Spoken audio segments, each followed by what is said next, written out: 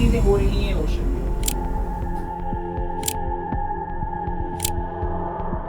जैसे deep sea के creature surface पे आ रहे हैं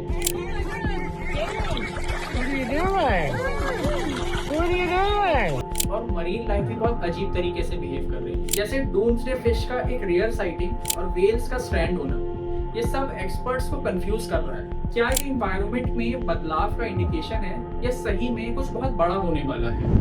सोशल मीडिया में बहुत बात की जा रही है और फिश के अचानक दिखने की कि डीप सी में रहने वाली फिश है। रिसेंटली एक और फिश लैंजारोटे के किनारे पे मिली, जिससे फिर से ये डर बैठ गया कि ये deep sea fish earthquake tsunami का सिग्नल देती है।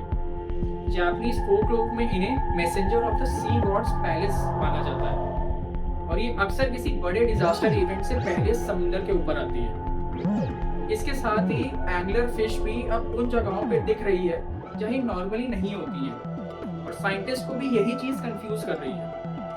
According to many online reports, ये क्रीचर्स पहले समुद्र की गहराई में छुपे रहते थे, अब वो शैलो वाटर में दिख रहे हैं। ये अचानक से ओशन में हो रहे चेंजेस, बदलते करंट मरीन इकोसिस्टम को डिस्टर्ब कर रहे हैं और डीप सी बीइंग्स को एक अनफेमिलियर एनवायरनमेंट की तरफ पुश कर रहे हैं। लेकिन जितना एक्साइटिंग ये आइडिया है एक सी मॉन्स्टर डिस्कवर करने का, सच्चाई बहुत अलग है। चलिए इस वायरल वीडियो के पीछे जो असली चीज है उसे थोड़ा और गहराई से देखते हैं। वीडियो के वायरल होने के बाद कई ऑनलाइन क्रिएटर्स ने फुटेज को एग्जामिन किया और प्रूफ कर दिया कि ये फेक है। ये फुटेज एक सी मॉन्स्टर की नहीं है, बल्कि south Georgia and south sandwich island के आसपास का है। मीडिया रिपोर्ट्स के मुताबिक वीडियो में जो बेस इमेजेस दिखाई गई है वो गूगल अर्थ से ली गई है और असली है, लेकिन जो सो कॉल्ड सी मॉन्स्टर दिखाई दे रहा है वो डिजिटल इफेक्ट्स का इस्तेमाल करके ऐड किया गया है। स्किल्ड वीडियो एडिटर्स ने एनिमेशन का यूज किया है और गॉडजिला जैसी मूवीज, वीडियो गेम्स और एआई टेक्निक्स को यूज करके इस मॉन्स्टर को बनाया गया है। तो बात करते हैं कि जो ये डीप सी की फिशेस जो इतना नीचे रहती थी वो एकदम से अब सरफेस पे कैसे आ रही है। असल में ये डीप सी की फिशेस रात को समुद्र के ऊपर आती हैं, अंधेरे में खाना खाती हैं और दिन होने से पहले वापस समुद्र की गहराई में छुप जाती हैं। लेकिन अब ये चीज पिछले कुछ सालों में बदल रही है। क्लाइमेट चेंजेस की वजह से अब ये क्रीचर्स अपनी डेली माइग्रेशन की जगह परमानेंट माइग्रेशन कर रहे हैं। ग्लोबल वार्मिंग की वजह से ओशन का सरफेस गर्म हो रहा है, तो ये डीप सी क्रीचर्स ठंडे जगह जैसे पोल्स की तरफ मूव कर रहे हैं। आपको पता होगा जो ये ग्लोबल वार्मिंग की वजह से जो हीट जनरेट होती है वो हमारा ओशन अब्सॉर्ब कर लेता है। ओशन 90% गर्मी को अब्सॉर्ब करता है और जैसे जैसे ये गर्मी पानी में अब्सॉर्ब होती जा रही है, ओशन और गर्म होता जा रहा है। जो एक स्टेबल टेम्परेचर इतने टाइम से था वो अब बढ़ रहा है।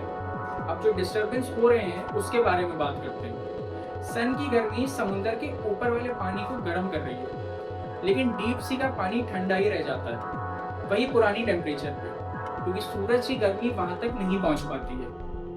गर्म पानी ठंडे पानी से हल्का होता है, यानी उसकी डेंसिटी कम होती है, इसलिए गर्म पानी समुद्र के सरफेस के करीब रहता है और ठंडा पानी नीचे रह जाता है।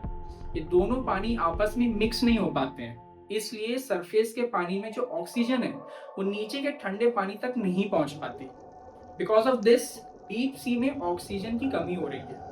अगर ऑक्सीजन थोड़ी भी कम हो तो वहाँ की पॉपुलेशन पे बहुत बड़ा इम्पैक्ट पड़ता है। ये एक्सटेंशन का खतरा बढ़ा देता है और ये डीप सी क्रीचर्स जो स्टेबल ऑक्सीजन एनवायरनमेंट में इन्वॉल्व हुए हैं, इसलिए ऑक्सीजन की तलाश में वो सरफेस की तरफ माइग्रेट करने लगते हैं। इसीलिए ये फिशेस सरफेस वाटर की तरफ मूव कर रही है। जो हैरान करने वाली बात है वो ये है कि इनमें से काफी फिशेस अभी तक डिस्कवर भी नहीं हुई है।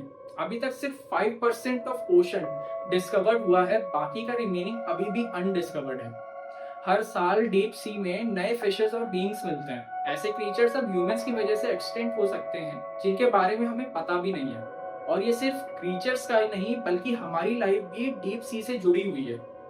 डीप सी बहुत ज्यादा कार्बन स्टोर करता है। फाइटोप्लैंक्टन एक्चुअली पेड़ों की तरह काम करता है, कार्बन एब्सॉर्ब करते हैं और अपने अंदर डीप सी में स्टोर करके रखते हैं। ये हमारे एटमॉस्फेयर में कार्बन डाइऑक्साइड को रेगुलेट करते हैं, लेकिन क्लाइमेट चेंज की वजह से ओशन की CO2 को अब्सॉर्ब करने की कैपेसिटी कम होती जा रही है। फिर भी क्लाइमेट चेंज एक लॉन्ग टर्म इफेक्ट है। शॉर्ट टर्म में एक बहुत बड़ा threat in deep sea creatures को ह्यूमन की वजह से हो रहा है। ये थ्रेट है डीप सी माइनिंग का। कई माइनिंग कंपनीज इन जगहों पर अपना हाथ जमाने की कोशिश कर रही है। वो हाइड्रोथर्मल वेंट्स के आसपास सोना और चांदी माइन करना चाहती है। बड़े इंडस्ट्रियलिस्ट अपनी बिजनेस को एक्सपैंड करने के लिए डीप सी में बड़ी मशीनें भेजना चाहते हैं जो डीप सी के पास जाकर इस इकोसिस्टम को नुकसान कर सकती हैं। आपका क्या ख्याल है इस टॉपिक पे हमारे कमेंट सेक्शन पे जरूर बताइएगा। मेरी आज की वीडियो में केवल इतना ही। Please make sure to like, comment and subscribe.